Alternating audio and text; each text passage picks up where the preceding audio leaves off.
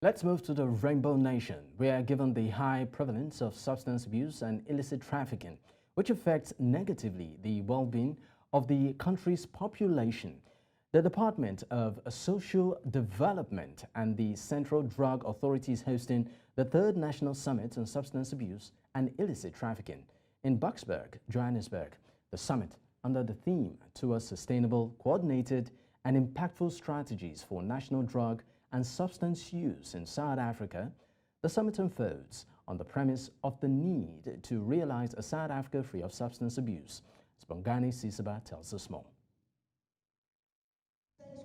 Government officials, healthcare professionals, recovering addicts and concerned citizens gathered each with a shared goal, finding comprehensive solution to substance abuse, which is tearing apart communities, destroying families and obstructing individual potential.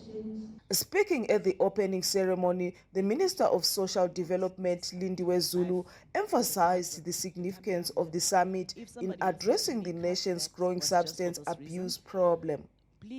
This summit is very important in order for us as government, as civil society, as NGOs and NPOs to coordinate our efforts as a country, but also it's important because we need to make sure that the National Drug Master Plan is implemented not only by government, but it is implemented by everybody.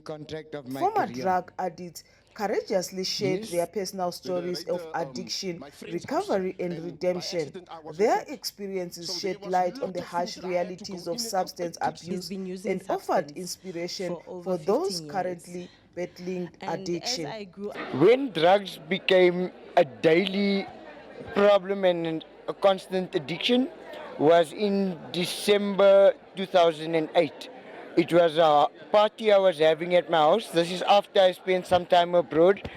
And I thought that the money that I had earned from football, playing abroad, would last me for a lifetime. And together with that, I started gambling because the casino was right next to my house. And before I knew it, I had lost everything and I was on the street. It affected me really badly because the mental damage that substance does is, if you're lucky, you can actually make a complete recovery. If you're not, it's going to take you years, probably twice the amount of years that you were in active addiction.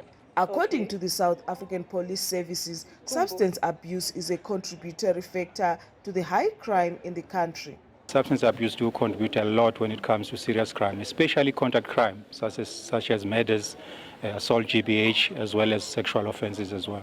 Dr. Guru Kitsami, a renowned psychologist specializing in addiction treatment, shared his insight into comprehensive approaches required to help individuals break free. One needs to use different therapeutic patterns to do it. It's like you get the social worker, the occupational therapist, the medical doctor, the psychologist, the psychiatrist. So it's a team approach, and we've got to ensure that the individual does not relapse, because with addiction, relapse is very high. Substance abuse is a problem that cannot be ignored any longer, and this summit is expected to address this scourge head-on. Bongani Sizimba for News Central TV, Johannesburg.